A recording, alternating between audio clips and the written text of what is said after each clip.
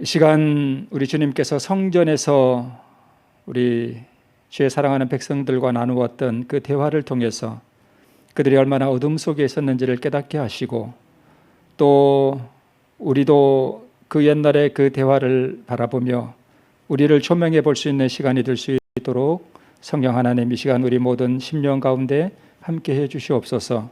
예수님의 이름으로 기도합니다. 아멘. 네, 오늘은 바로 말씀 우리 함께 나누도록 하겠습니다.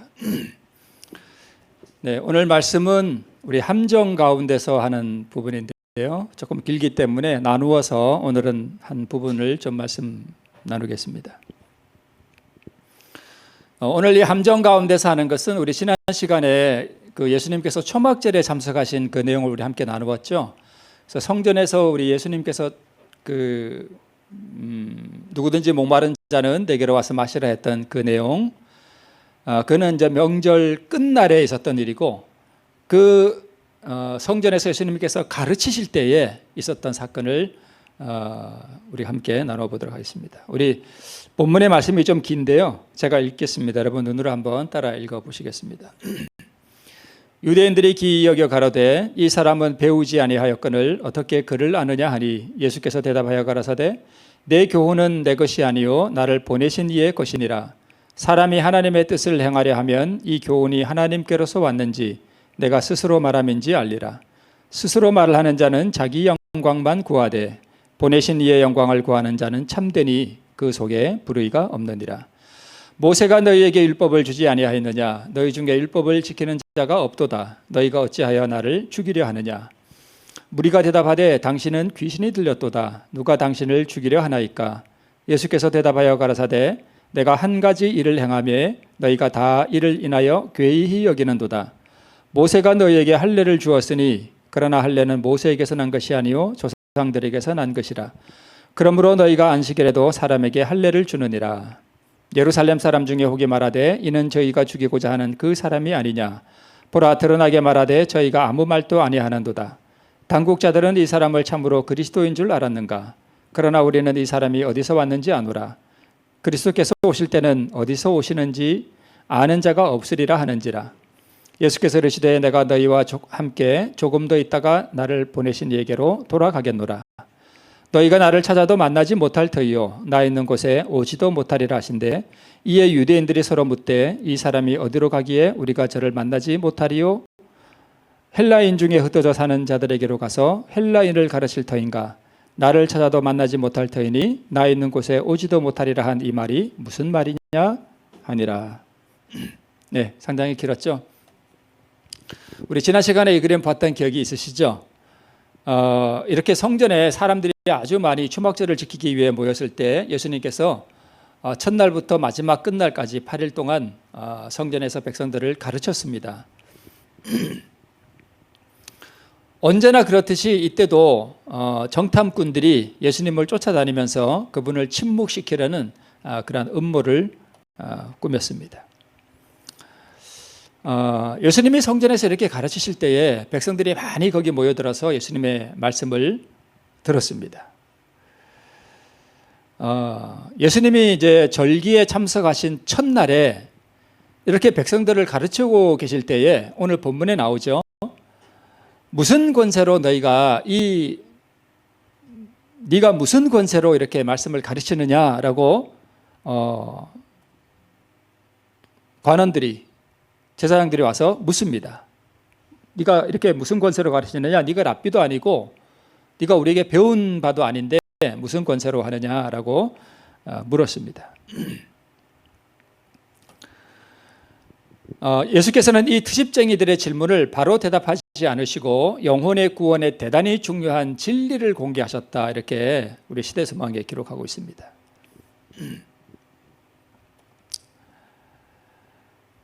그러니까 무슨 권세로 가르치느냐에 대한 예수님의 대답이 이것입니다.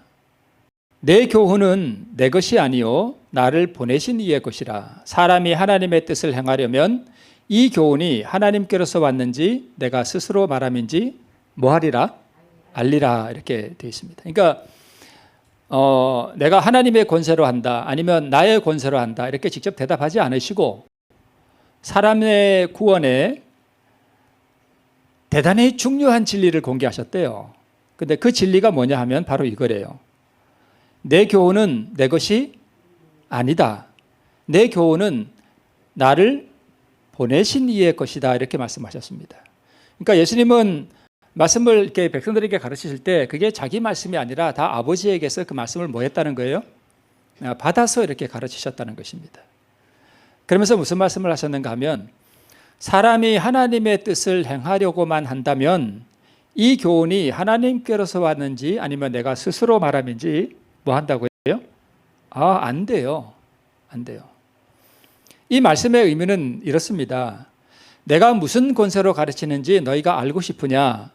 내 권세는 내 것이 아니라 아버지의 권세다. 이 뜻입니다. 그러니까 내 권세는, 말씀을 가르치는 이 권세는 내 권세가 아니라 아버지의 권세인데 너희가 그것을 정말 알는 하나의 방법이 있는데 그것은 뭐냐 하면 아버지의 뜻을 뭐 하려 하면? 행하려 하면 그걸 안다는 것입니다. 그러니까 이 사람들은 아버지의 말씀을 행하려는 그런 뜻이 있다는 거예요? 없다는 거예요? 없다는 뜻입니다. 그죠? 그러니까 너희가 이 권세가 어디서 왔는지 아는 방법은 너희가 전심으로 하나님의 뜻을 행하려는 그 뜻이 있으면 알 수 있다. 그 뜻입니다. 그래서 예수께서는 진리에 대한 지각과 인식은 지성보다는 마음에 더 의존한다고 말씀하셨다. 진리는 심령에 받아들이는 바 되어야 하며 의지의 충성을 요구한다. 만약 진리가 오로지 이성에만 제시될 수 있다면 자만심은 진리를 받아들이는데 아무런 장애가 되지 않을 것이다. 계속 이어서 나오는 말씀인데 자, 여러분 이게 보세요. 만약 진리가 오로지 이성에만 제시될 수 있다면 자만심은 진리를 받아들이는데 아무런 장애가 되지 않을 것이다. 예를 들어 이런 거예요. 예를 들어서 이제 뭐 장로교회나 감리교회나 침례교회나 이런 데 다니는 사람들이 이렇게 교회를 다니다가 우리 재림교회의 전도를 받고 안식일이 토요일이라는 것을 알았어요. 그래서 안식일이 토요일이구나. 그리고 이제 내가 그러면 더 이상 그런 교회 다니지 말고 우리 재림교회를 다녀야 되겠구나 라고 할 수 있죠. 그렇죠? 근데 그것은 뭐에 의지한 거예요? 이성이죠. 자기가 판단하는 거죠. 성경 말씀을 배워서 그렇구나. 토요일이 일요일이 아니구나. 안식일이 일요일이 아니구나. 안식일은 토요일이구나 하고 이성적으로 뭐 할 수 있어요? 판단할 수 있어요. 그래서 우리 재림교회 다닐 수 있습니다. 그러면 우리는 침례를 받고 그렇죠? 그럼 우리는 막 물론 대단한 것이죠. 그죠? 그러나 그렇게 하면서도 뭐는 안 부릴 수 있다는 거예요? 여기 보니까 뭐가요? 자만심. 우리가 뭐 다른 교회 안 다니더라도 처음에 이 재림교회를 다녔다 할지라도 똑같이 여기 와서 배우면서 뭐 하늘 성수도 배우고 뭐 다 우리 진리를 다 배우고 건강 기월도 다 배웠지만 뭐는 안 버릴 수 있어요? 자만심은 안 버릴 수 있어요. 이게 그런 뜻입니다. 그러니까 우리가 진리를 배우고 하나님의 뜻을 알고 하나님의 권세를 배우는 데 있어서 이성만 작용하면 안 된다는 것입니다. 그렇죠? 만약 그렇게만 한다면 그 진리를 받아들이는 데 있어서 자만심은 아무런 장애가 되지 않을 것이다. 그러니까 진리를 받아들이려면 진짜 그리스도인이 되려면 무슨 변화가 있어야 된다는 거예요? 심령의 마음의 변화가 있어야 된다는 거예요. 그런 뜻입니다. 계속해서 이렇게 말씀하고 있죠. 그러나 진리는 마음에서의 은혜의 역사를 통하여 받아들여져야 된다. 이런 뜻입니다.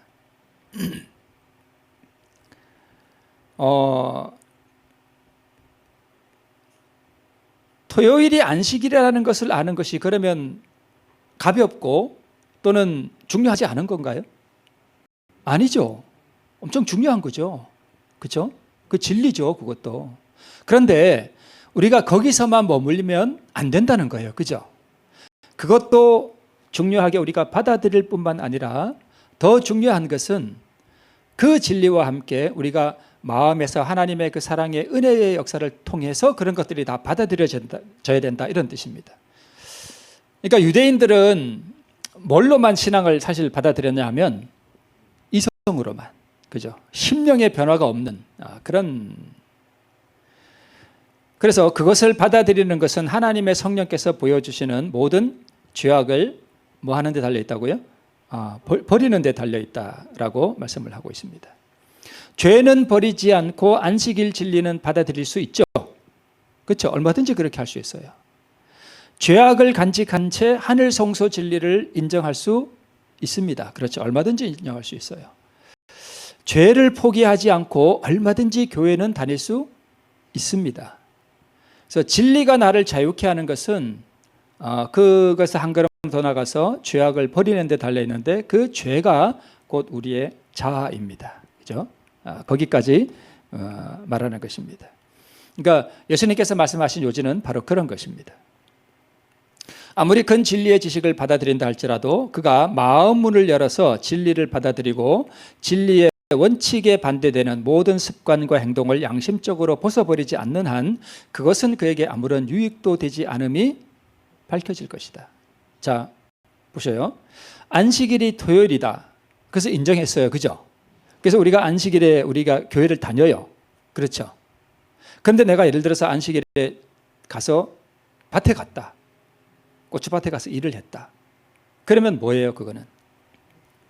진리의 원칙은 이성으로는 받아들였지만 그 진리의 원칙에 반대되는 모든 습관과 행동을 양심적으로 벗어버리지 않은 거예요. 그죠? 않은 거예요. 그러면 그 이성적으로 안식일이 토요일이 맞다라고 하는 그 진리가 그에게 유익이 됐나요? 전혀 안 됐습니다. 그죠?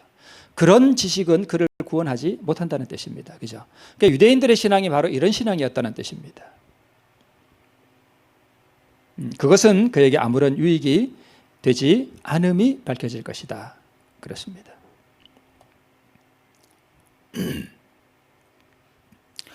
그래서 자신을 하나님께 바치고 정직한 마음으로 그의 뜻을 알고 행하기를 바라는 자들에게 진리는 그들을 구원하는 하나님의 능력으로 나타날 것이다. 이 사람들은 하나님을 위하여 말하는 자와 자신만을 위하여 말하는 자를 뭐 할 수 있다?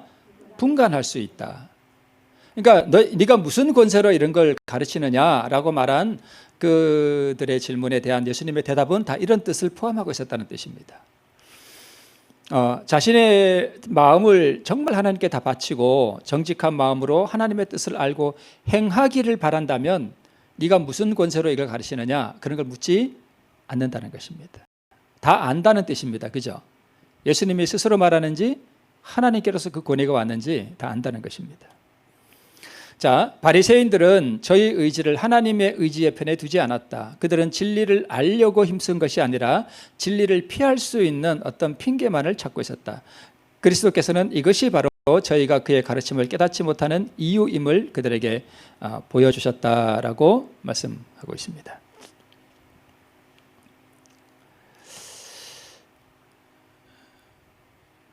이게 왜 자꾸 이렇게 다 깨졌지? 네.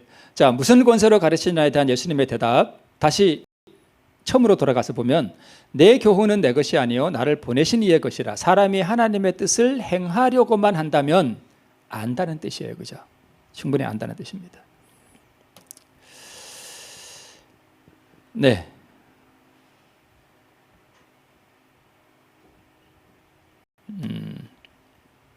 자,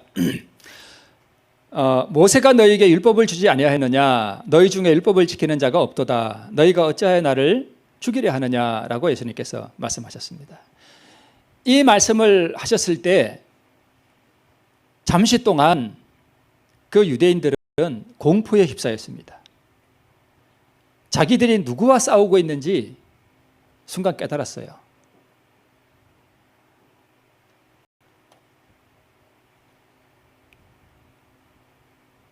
왼쪽에 있는 건 성경 말씀이고 오른쪽에는 신소망에 이렇게 기록하고 있습니다. 그러나 그들은 경고를 받으려 하지 않았다.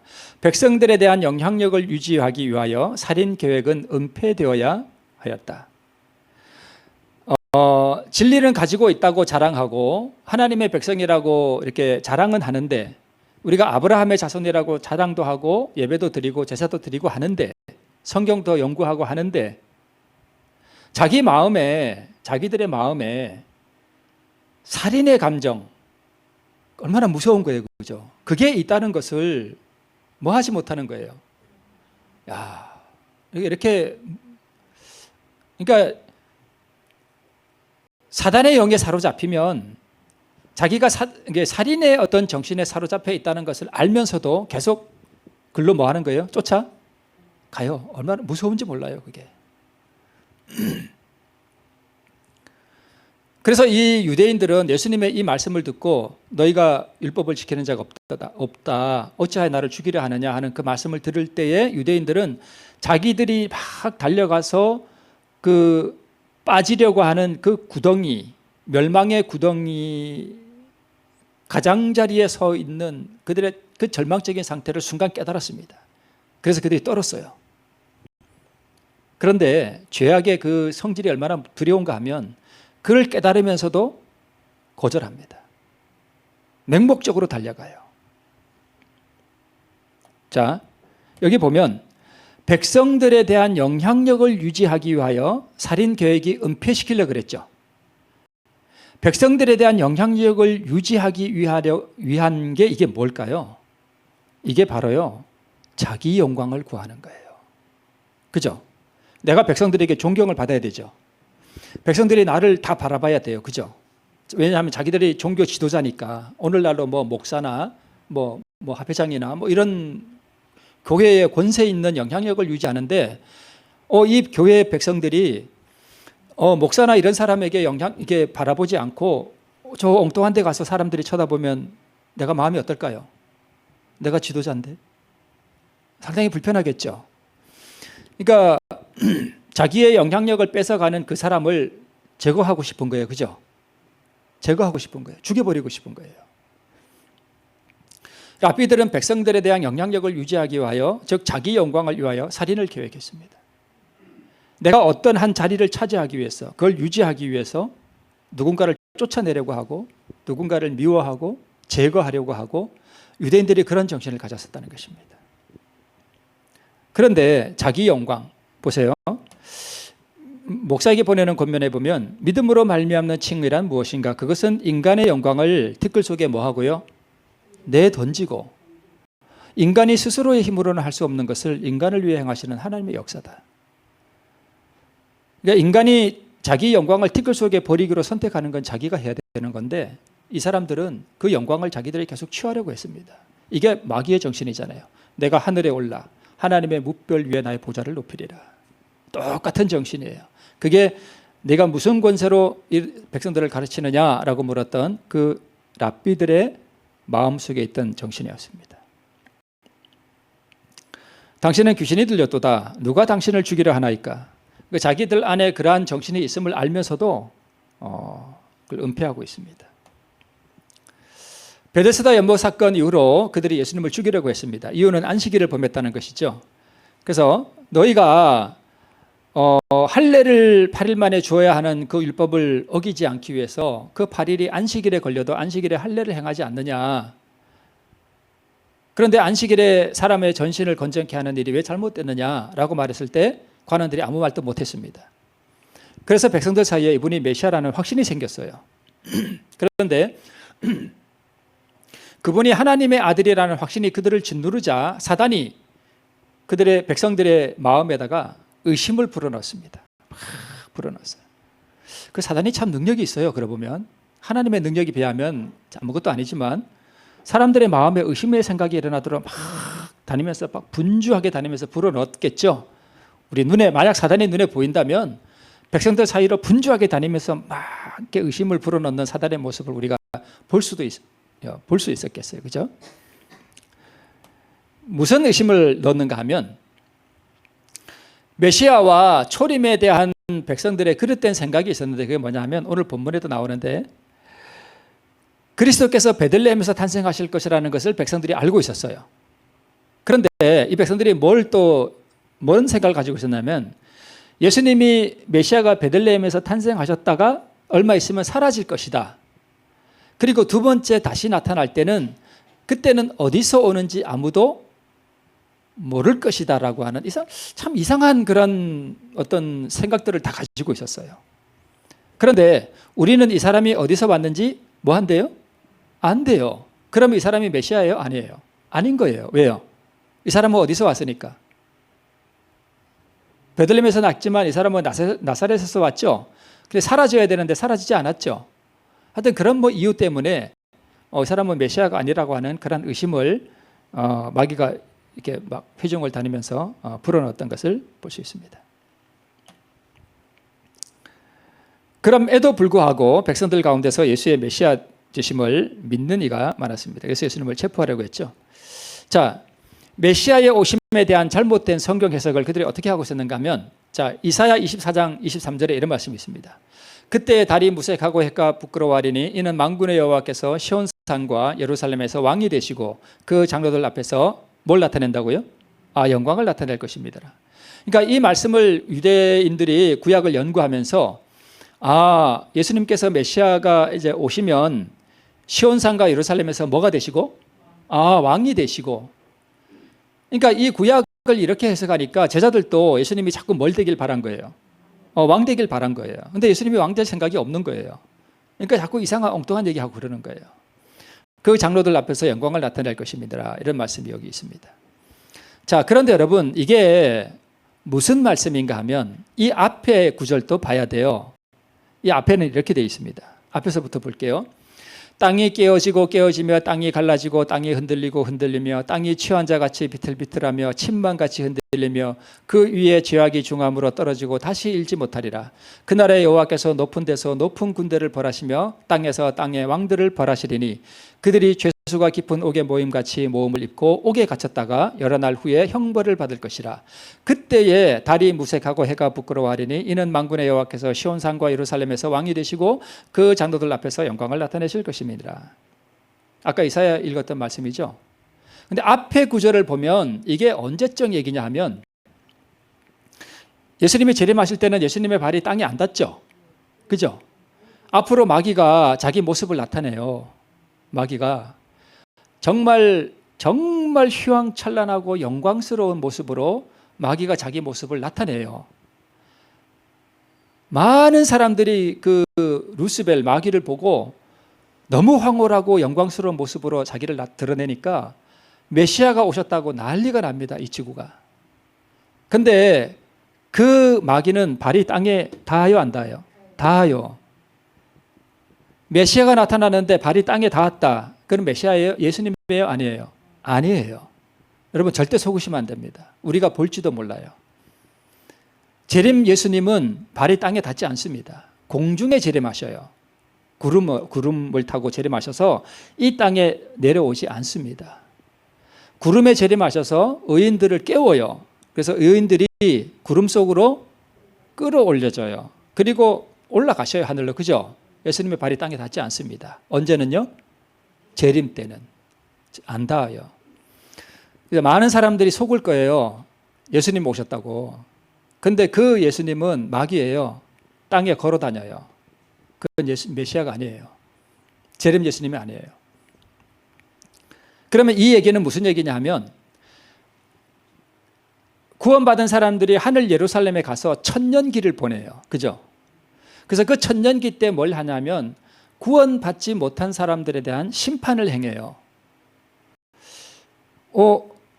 우리 교회의 아무개 장로님이, 아니면 아무개 목사가, 또는 아무개 집사가 교회 열심히 잘 다녔는데 하늘나라 못 왔네. 왜 못 왔지? 그때 다 기록책을 펴놓고 그들이 무슨 죄를 행했으며 어떻게 용서받지 못했는지 다 그 기록들을 보게 됩니다. 그래야 일말의 의심도 없게 돼요. 예수님이 혹시 잘못하셨나? 왜 그 장로님이 신실한 분이었던 것 같은데 그 집사님이 참 훌륭해 보였는데 왜 못 오셨지? 그 모든 의심이 한 점의 의심도 없어야 돼요. 그래서 다 그걸 보게 됩니다. 그 천년기가 다 차고 나면 예수님이 세 번째 이 땅에 오시죠. 삼림이라 그래요. 그때는 하늘 예루살렘 성과 의인들이 함께 이 땅에 다시 내려와요.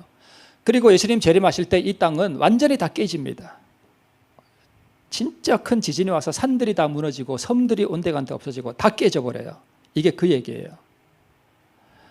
땅이 흔들리고 침만같이 흔들리고 다시 일지 못하는 완전히 폐허가 됩니다. 이 땅이 완전히 이 땅은 폐허가 된 상태로 모든 악인들은 다 죽고 악한 천사와 이 사단과 악한 천사들은 이 지구에 갇히죠. 1000년 동안. 그죠? 있다가 자 저기 가운데 붉은 것이 보면 그들이 죄수가 깊은 옥에 모임같이 모험을 입고 옥에 갇혔다가 여러 날 후에 뭘 받는다고요? 형벌을 받아요. 이게 천년기예요. 천년기 동안 이 지구에 갇혀 있는 거예요. 옥에 갇혀 있는 거예요.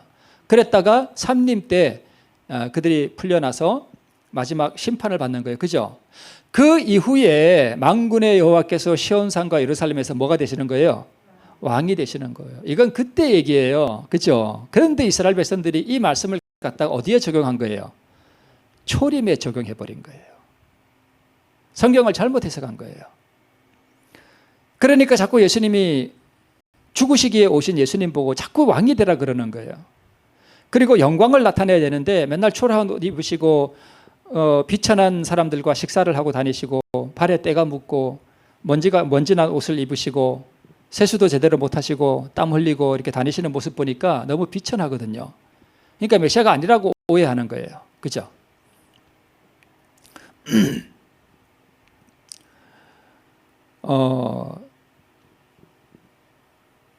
그 하늘 예루살렘 성이 이 땅에 내려올 때 그 성이 엄청 커요. 예, 뭐 그런 얘기는 나중에 우리 또 기회 되면 하고. 자, 저가 바다에서부터 바다까지와 강에서부터 땅 끝까지 다스리니 하는 이야기는 이것도 사실은 지금도 우리 하나님의 통치가 이 땅에 역사하지만 이것도 사실은 우리 삼림 후에 진정한 통치가 시작되는 것이죠. 자, 그래서 오늘 그 함정 가운데서 우리 시대소망 제50장에 보면 이런 말씀이 계속 나옵니다. 믿음에 대한 하나님의 계획. 하나님께서는 사람들에게 저희 불신을 버리도록 뭐 하지 않으셔요? 강요하지 않으셔요. 그들 앞에는 빛과 어둠 그리고 진리와 오류가 있다. 어느 쪽을 받아들일지는 그들이 스스로 뭐 할 문제예요? 결정할 문제예요. 인간의 마음은 선악을 식별할 수 있는 능력을 부여받았습니다. 그렇죠? 이어서 하나님께서는 사람들이 일시적 충동에 의하여 결정하지 않고 성경절들을 조심성 있게 대조해보고 그 증거의 무게를 따라 결정하도록 계획하셨다. 우리 안식일 문제도 그렇죠. 그 개신교인들이 주로 하는 얘기가 뭐냐면 안식일이 토요일입니다. 그러면 일요일 아닙니다. 그러면 누가 그러는데? 우리 목사님이 그러는데요. 안식일이 토요일 이단이래요. 재림교회는 이단이래요. 우리 목사님이 그랬어요. 그렇게 많이 말하죠. 자, 보세요. 여기 한번 보세요.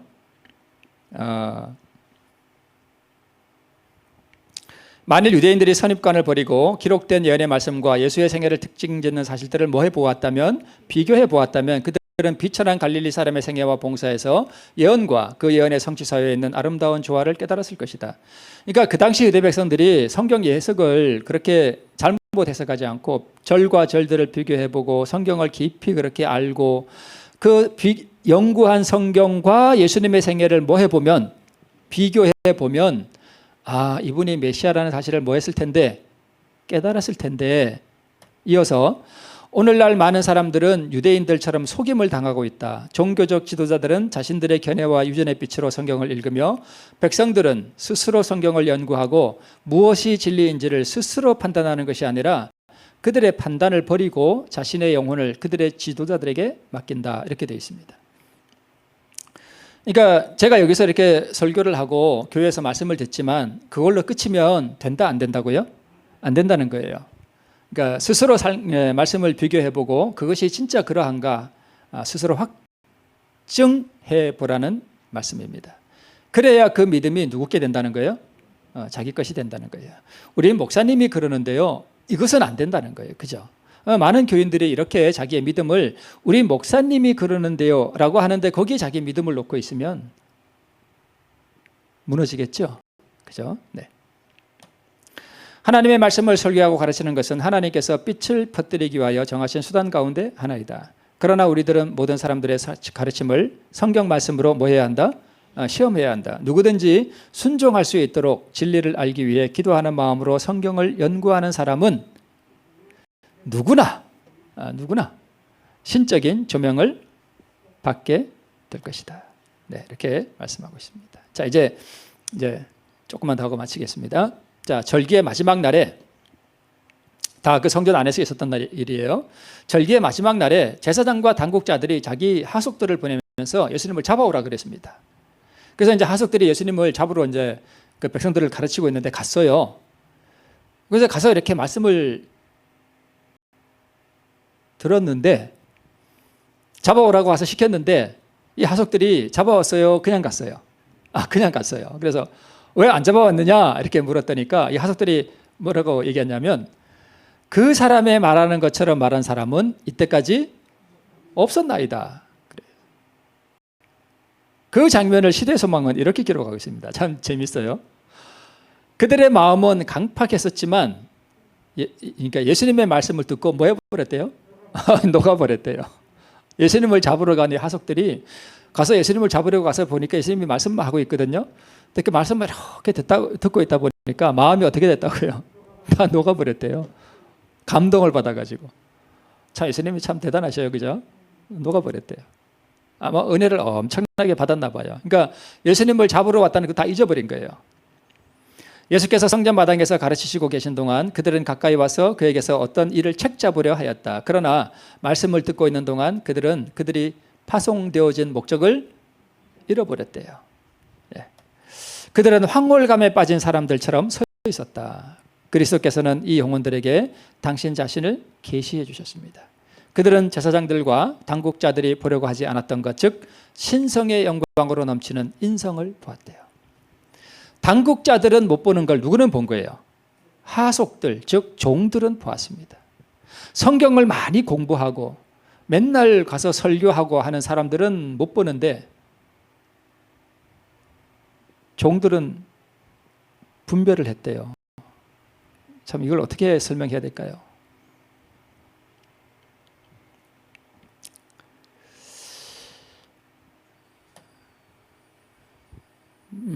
사람들은 그리스도 당시처럼 오늘날에도 진정한 경건을 좋아하지 않는다. 그들은 한결같이 세속적 이익을 추구하며 영원한 부를 등한히 한다. 세속적 이익을 추구했죠. 관원들이, 그죠? 자기 영광을 위해서, 자기 영향력을 유지하기 위해서 살인을 계획하고 영원한 부를 등한히 했습니다. 이제 마지막 장면입니다. 이게 언제적 저거냐 하면 며칠 전에 6월 21일 작년 기도력, 우리 아침 예배 드리시죠? 그 작년 기도력에 이런 말씀이 있습니다. 그런데 사람들은 값진 것을 매일 싸게 팔아넘기고 있다. 예수님은 모든 사람에게 영생을 주신다. 그분은 십자가의 죽음이라는 무한한 값을 치르며 세상죄를 지셨고 죄와 죽음을 이기고 무덤에서 나오셨다. 죄로 물든 자신의 마음 대신 예수님의 죽음을 선택하는 사람은 누구든 영생을 선물로 받는다. 그런데도 대낮보다 밝은 곳에서 죄 없이 행복하게 영원히 살기보다 이 땅에서 70년을 지내다 끝나버릴 삶을 선택한다는 것은 납득하기 참 힘든 일이다. 이게 에서가 팥죽 한 그릇에 장접권을 파는 그걸 우리 기도력에서 말하면서 이게 있어요. 저도 이 말씀을 보면서 참, 그렇구나. 인생의 70이요. 좀 튼튼하면 몇 살 살아요? 80, 90 사는데 그 영원한 예루살렘에서 무한히 그 무한한 행복 가운데 영원히 살 수 있는데 그걸 선택 안 하고 뭘 선택한대요? 이 땅에서 그 고난에 찬 인생이 조금 그 이익되는 거 그거 얻으려고, 그죠? 그렇게 산다는 거예요. 바리새인과 당국자들이 그 조금 사는 그 세상의 백성들의 영향력을 유지하려고, 그 유지하면 그 뭐 한다고, 그죠? 그거 유지하려고 예수님을 뭐 하러 그런 거예요? 죽이려고 그런 거예요. 그러다가 다 어디 들어간 거예요? 다 지옥 가는 거예요. 그죠? 다 지옥 가는 거예요. 한 말씀만 더 읽고 마칠게요. 그 가운데 보면 이런 말씀이 있죠. 죄로 물든 자신의 마음 대신 예수님의 죽음을 뭐 하는 사람은요? 선택하는 사람은. 그들이 그 영향력을 유지하기 위한 그 자기 영광을 구하는, 자기 유익을 위한 그것을 버리는 게 예수님의 죽음을 선택하는 거죠.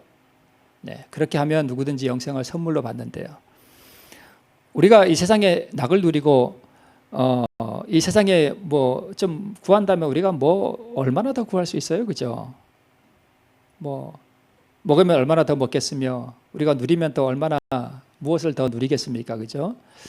자, 우리 이런 말씀들을 통해서 짧은 생애 이 땅에서 우리 구할 것보다 우리 영원한 보화, 우리 그 하늘에서 누릴 것들을 우리가 바라보며 그것을 추구하며 살아가는 우리 모두 되시기를 바라면서 오늘 말씀 마치겠습니다.